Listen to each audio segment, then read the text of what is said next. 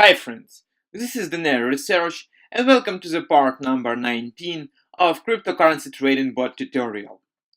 I believe this would be the last video of my video series where I will put everything together in order to enable live trading on Bitfinex exchange. Well, firstly, in order to trade on Bitfinex, we need to generate API keys. So let's go to API and create new key.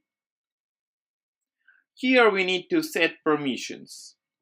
We need access to our account. We need access to our historical balances. Okay, let's leave this.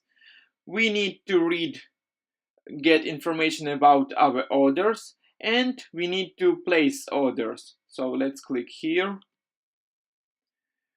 Because we trade on margin, we also need information about our position, but we do not need to claim position, so leave this checkbox empty and checked.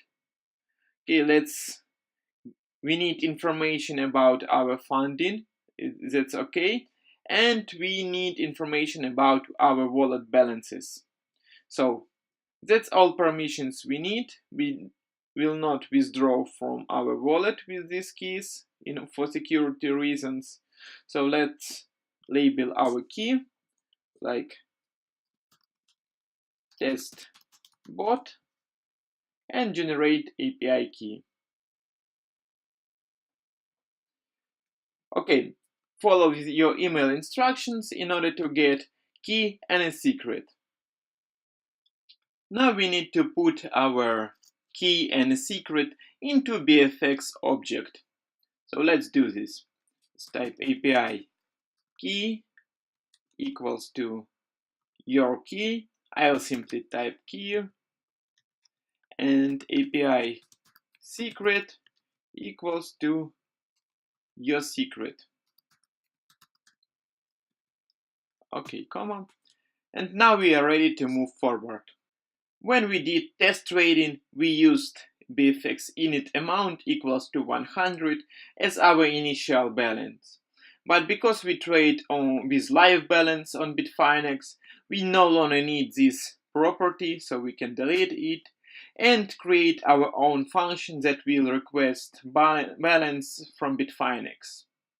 Let's build it. We will use prototyping, so bfx trade.prototype. Let's call it get balance equals to function. This function will have two arguments. The first one would be a pair, for which we'll request tradable balance, and callback. So let's use callback. Okay. Bitfinex API node has very simple function called margin infos. As a parameters, it has only callback, and this function returns following information. This would be an array with only one object inside it, and we are interested only in margin limits property. This is also an array with margin information for every tradable on margin pair. So we have pair name, initial margin in percents, and tradable balance in US dollars. This tradable balance includes leverage, but I don't want to trade with leverage, so we will multiply tradable balance by initial margin in order to exclude leverage. Now we are ready for coding getBalance function. Firstly, let's define self variable as we typically do, which is equal to this. And now we can call margin infos function. Margin infos.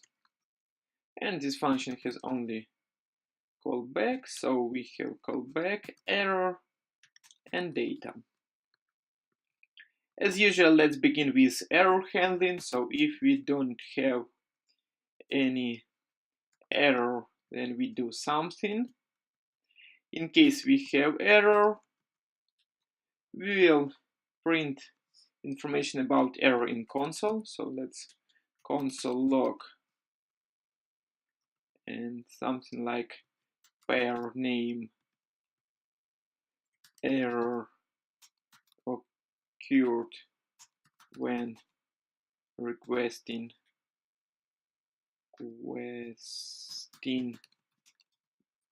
balance.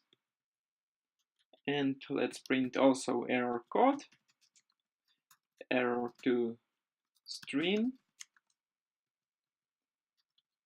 Let's wait for a second. So let's set timeout.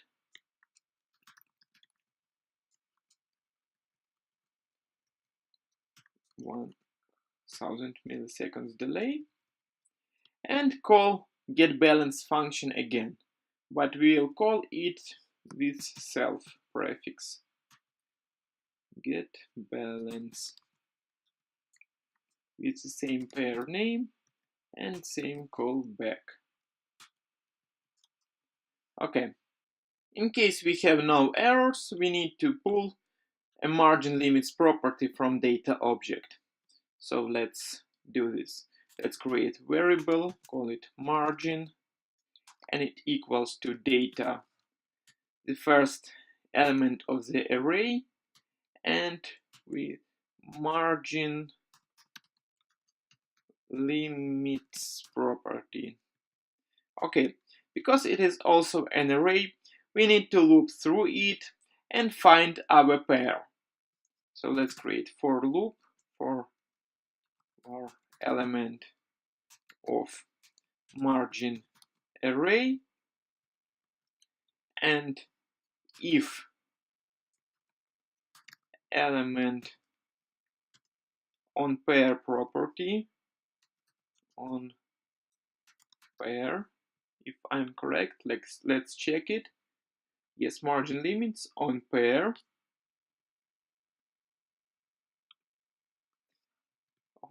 property equals to pair name. That means we found our margin information for specific pair. So we'll return callback with information about tradable balance. Let's simply copy this. Tradable balance multiplied by initial margin. Let's copy this too. And divided by 100 because it is percentage. Well, we have created getBalance function, and now we are ready to integrate it into manager optimized.js. Let's begin with open long position function and wrap everything with getBalance function. Okay, bfx getBalance, and here we have only callback and pair name properties function, and this function returns some amount. So let's call variable amount, and we'll place all this code inside it. Okay, let's format. Now we need to make some changes in getPosition function. Because JavaScript is asynchronous, Node.js actually is asynchronous platform, so we will pass pair name also in order to avoid any problems caused by asynchronous Node.js, and we will pass here amount. Okay, let's go to getPosition function and add here also pair name and amount. Okay, good. Now we need to replace bfx init amount with amount variable. Let's find Bitfinex init amount. Here it is. Call it amount.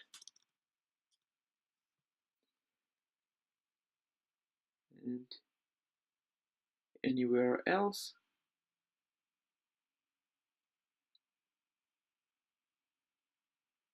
Yes, and let's replace it also here, amount.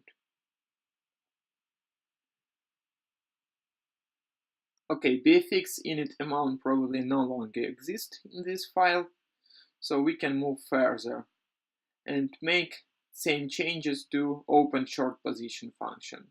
So we can simply copy this row, paste it, and close parentheses. Okay, let's add pair name and amount variable also here.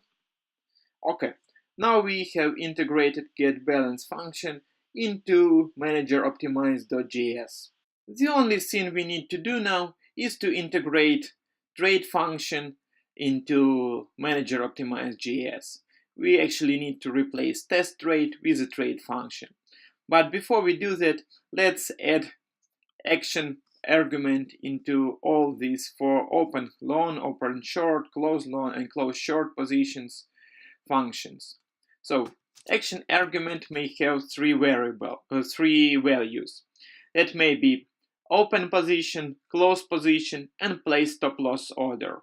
So let's add action, also action here, action here,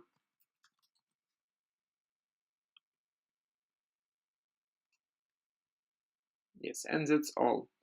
Also, let's go to find trade opportunities function, and where we actually define these actions. So when we open long position, our action would be open. Same with open short position. When we close long position and we take profit, we actually will use a close type. Close type. If we take loss, we will use stop loss type. Okay, let's make it loss type. Similarly with short, when we close short position and take profit, we'll use close type. And when we take loss, we'll use loss type. Okay, let's continue and go to long position function. Instead of test trade, let's simply type trade. Trade function, as you remember probably, requires pair name, amount, price, action, and site, and of course callback. So here we have pair name, price, amount. Let's place action here, site, of course. We do not need no longer this. And as a callback, we have one argument which is success. That means that our trade was successful and we can move further.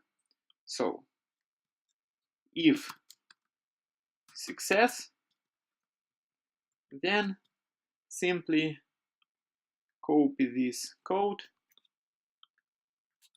and place it inside of this function. Okay, if our trade was not successful, let's simply make a console message like pair name, trade was not successful. Okay, now let's do the same with open short position.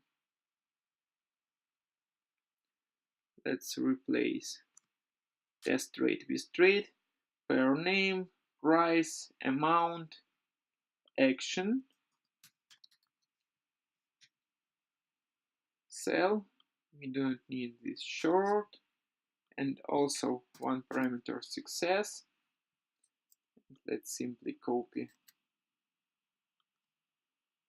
this and if success, then do something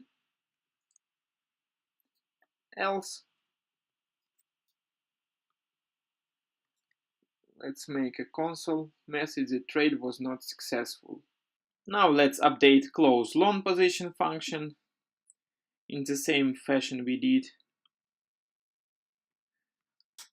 trade. Instead of test trade, pair close amount action.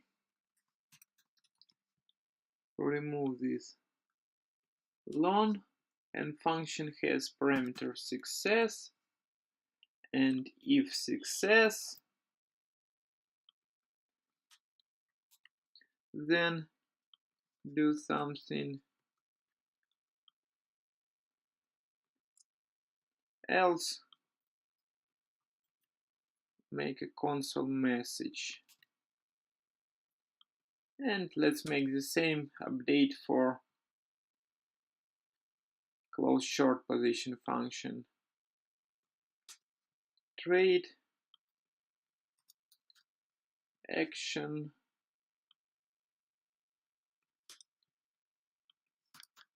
success, and if success, then do something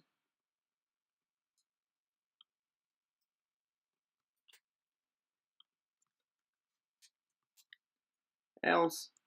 Print information that trading was not successful and short position was not closed. Okay, let's check everything.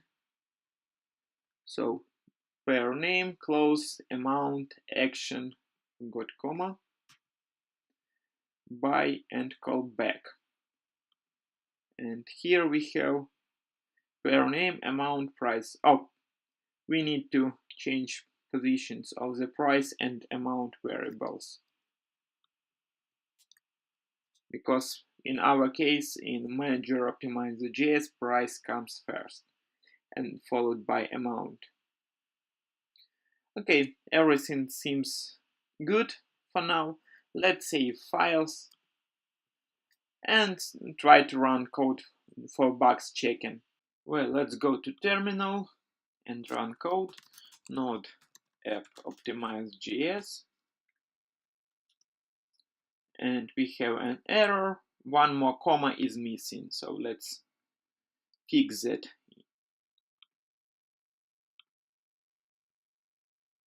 Yes, it's missing here. Save again and run code again.